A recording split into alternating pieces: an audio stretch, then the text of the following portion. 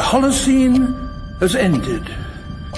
What we do now, and in the next few years, will profoundly affect the next few thousand years. The only conditions modern humans have ever known so far are changing, and changing fast. Nothing stays the same on this planet. Everything changes. The Earth is going into one of these jumps, and you don't know what is going to be on the other side of those jumps. The Earth is always jumping.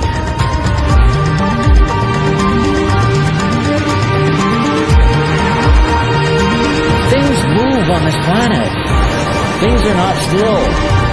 Everything is turning.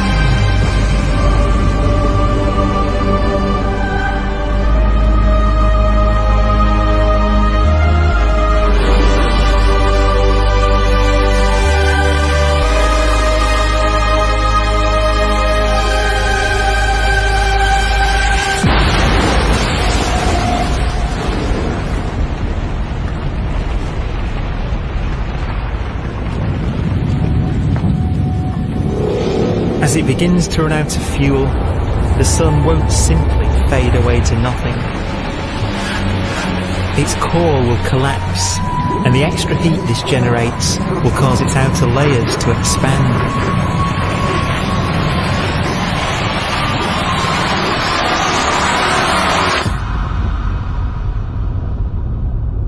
The sun is now dead. It remains slowly cooling in the freezing temperatures of deep space.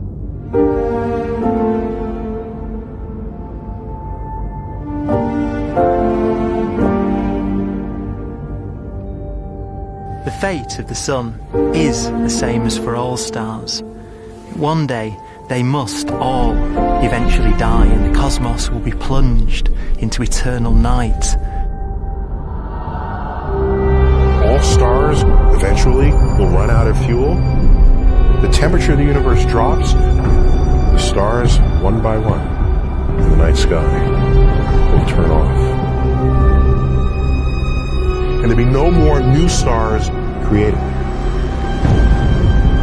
And so that the universe will end not with a bang, but with a whimper. And not in fire, but in ice.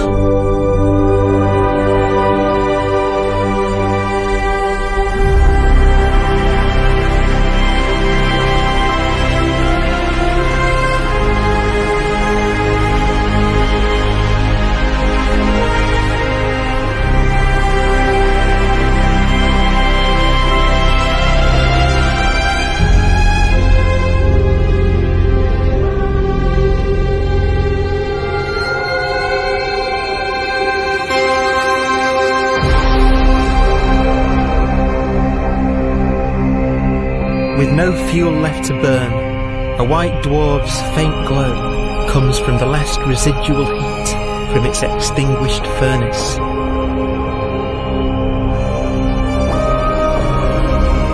Looking at it from where the Earth is now, it would only generate the same amount of light as the full moon on a clear night.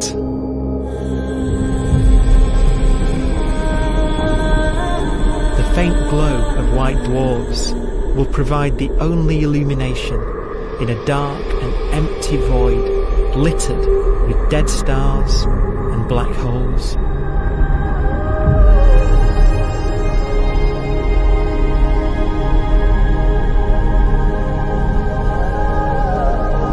some ways, it's kind of a ghost universe. It's the corpses, the zombie stars, that will take us into the future.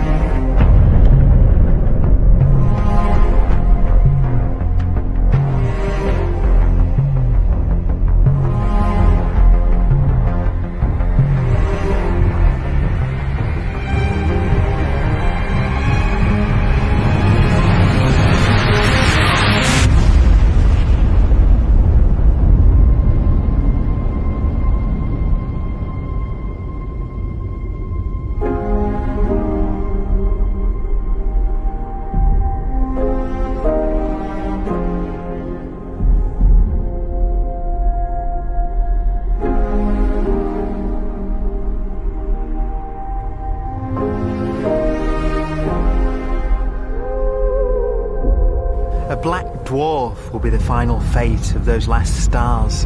White dwarfs that have become so cold that they barely emit any more heat or light.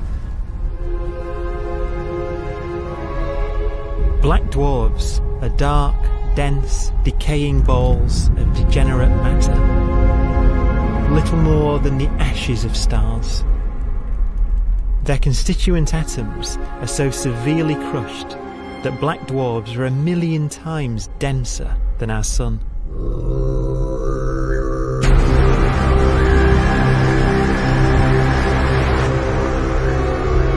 Stars take so long to reach this point, we believe there are currently no black dwarfs in the universe.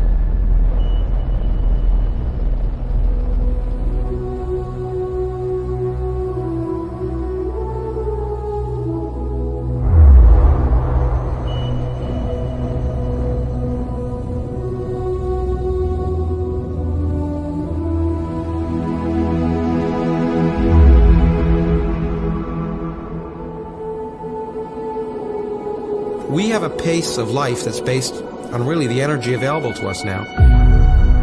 You could imagine living conscious systems which have a very different pace and therefore can extend out at least a lot farther than you'd imagine otherwise. You could have a living system where if it had a thought every 10 trillion years, that would seem normal. Even if our life dies out, one could imagine at some time arbitrarily far in the future, a fluctuation occurs which allows intelligent life to exist again for a little while. So you might have islands in time of intelligence.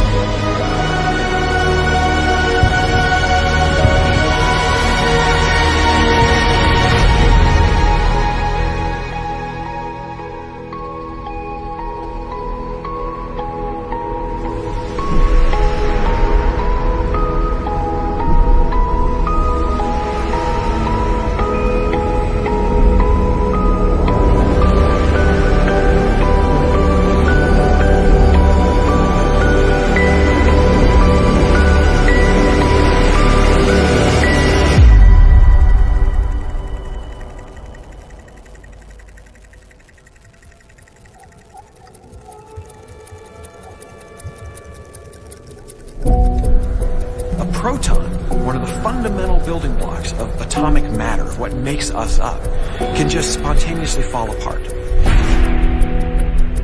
Any material that evades the pull of a black hole eventually dies away as its protons disintegrate.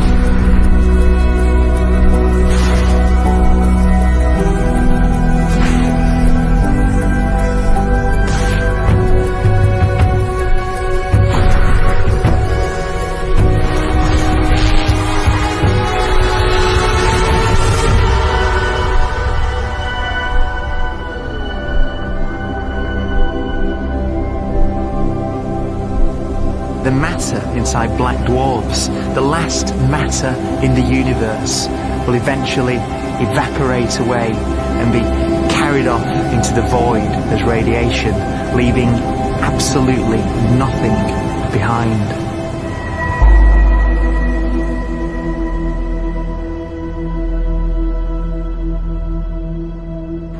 With the black dwarfs gone, there won't be a single atom of matter left. All that will remain of our once rich cosmos will be particles of light and black holes.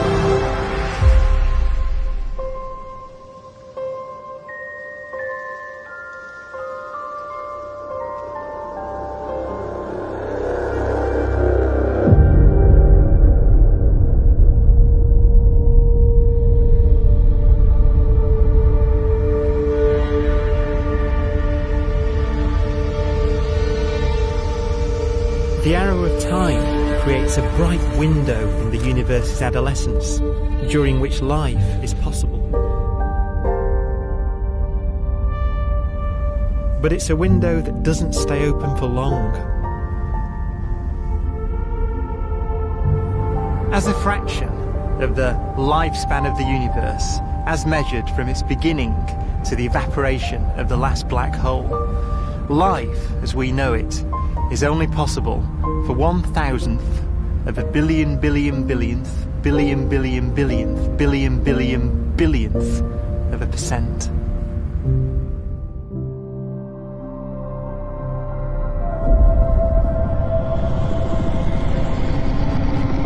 Black holes become the fundamental building block of the universe. A galaxy will basically be a supermassive black hole in a center with smaller black holes orbiting it. Zombie galaxies filled with black holes continue to evolve. They'll eat each other and they'll get bigger, and maybe they'll fall into the supermassive black hole and it'll get bigger. The universe will still be an exciting, dynamic place.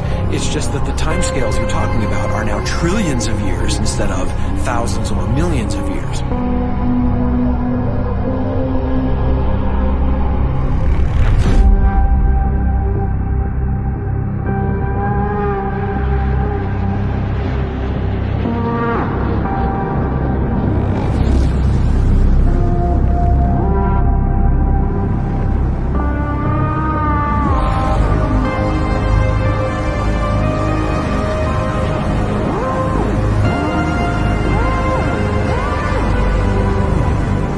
Black holes can bang on space-time like mallets on a drum.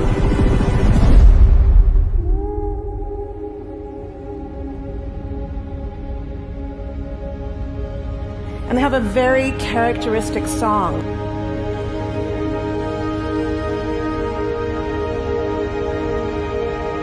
Imagine two black holes that have lived a long life together. At the end of their lives, they're going around each other, crossing thousands of kilometers in a fraction of a second. As they do so, they leave behind in their wake a ringing of space, an actual wave on space-time.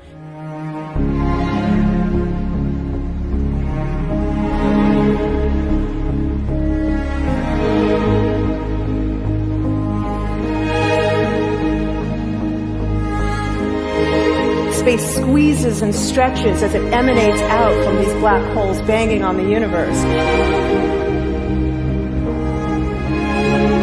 Those are the gravitational waves. They are literally the sounds of space ringing. And they will travel out from these black holes at the speed of light as they ring down and coalesce to one spinning, quiet black hole.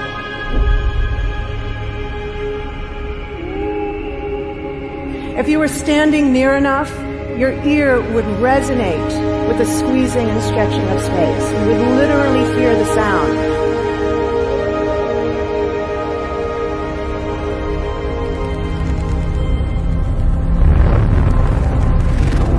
Imagine a lighter black hole falling into a very heavy black hole. The sound you're hearing is a light black hole banging on space each time it gets close.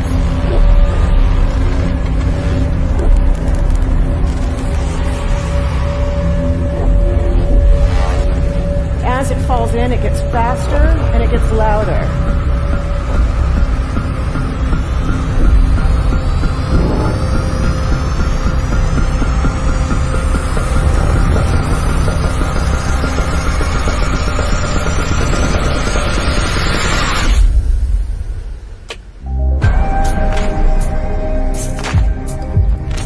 Scientists used to think black holes were immortal, but even these will one day die. Now we're talking about timescales of unimaginable length, quadrillions of years into the future. On that timescale, even the black holes begin to evaporate.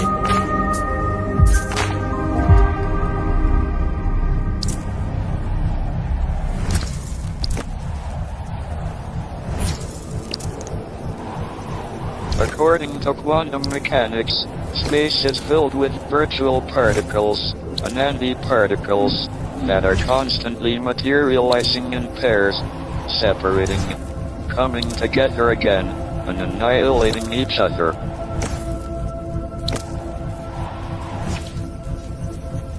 In the presence of a black hole, one member of a pair of virtual particles may fall into the hole, leaving the other member without a partner with which to annihilate. The forsaken particle appears to be radiation emitted by the black hole. And so, black holes are not eternal. They evaporate away at an increasing rate until they vanish in a gigantic explosion.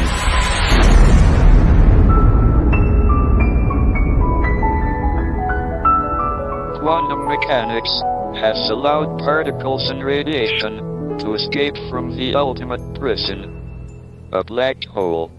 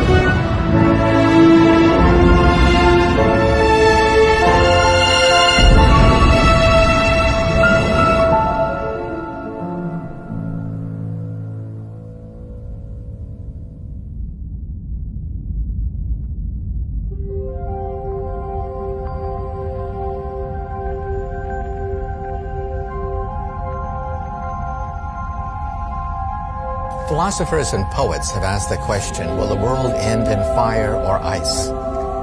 We can now give an answer. The latest evidence shows that the universe is not slowing down, but it's speeding up out of control. And the universe, we think, will die in ice. Trillions upon trillions of years from now. Empty space itself has energy. In every little cubic centimeter of space, whether or not there's stuff whether or not there's particles, matter, radiation, or whatever, there is still energy even in the space itself. And this energy, according to Einstein, exerts a push on the universe. What is the weird stuff that's accelerating the universe? We call it dark energy. And this stuff is the dominant stuff of the universe. Almost 3/4 of the matter-energy content of the universe is this dark energy. And we don't know what it is. Dark energy, unlike matter or radiation, does not dilute away as the universe expands. This has crucial implications for what the universe is going to do in the future. So what will be the future of the universe? Well, if the dark energy remains dominant and repulsive, the universe will expand forever.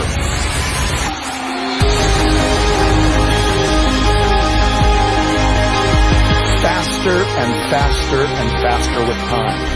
A runaway universe.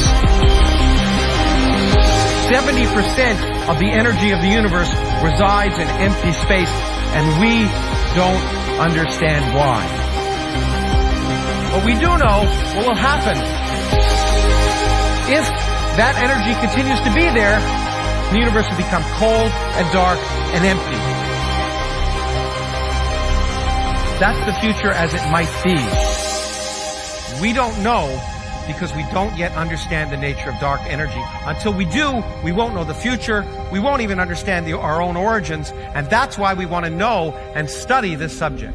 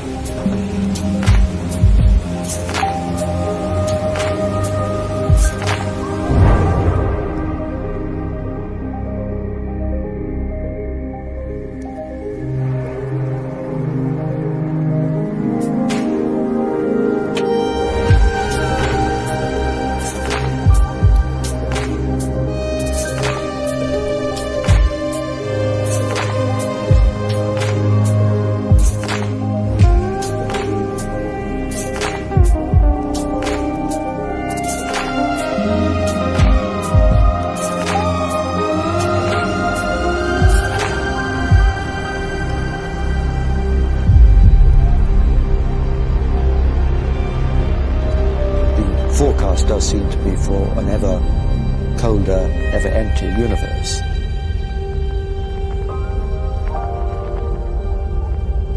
But then, of course, we have to ask, could that end lead to a new beginning?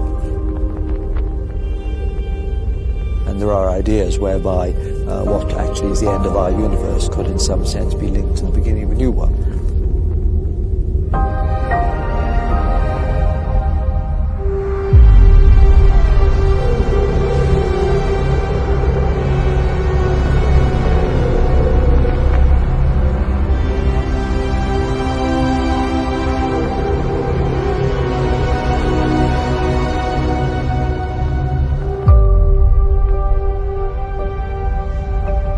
We've worked out the mathematics, the equations. They seem to say that if you have an atom smasher that can concentrate tremendous amounts of energy at a single point, you can perhaps open up a gateway, a baby universe.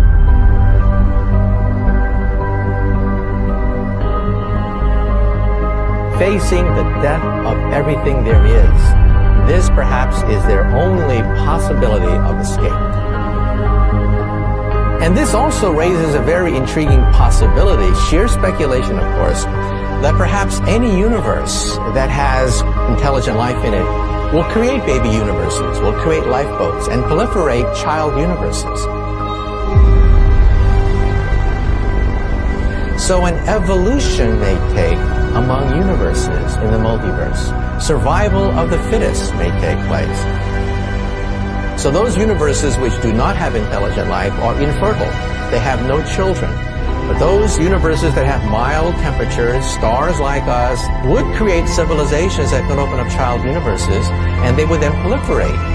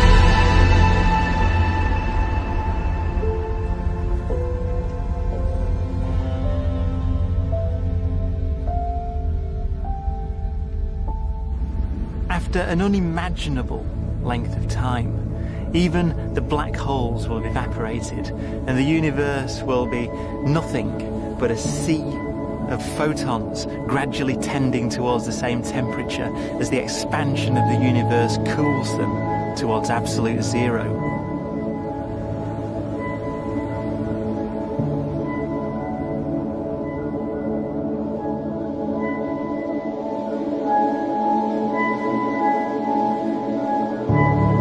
Once the very last remnants of the very last stars have finally decayed away to nothing, and everything reaches the same temperature, the story of the universe finally comes to an end. For the first time in its life, the universe will be permanent and unchanging. Entropy finally stops increasing because the cosmos cannot get any more disordered. Nothing happens, and it keeps not happening forever.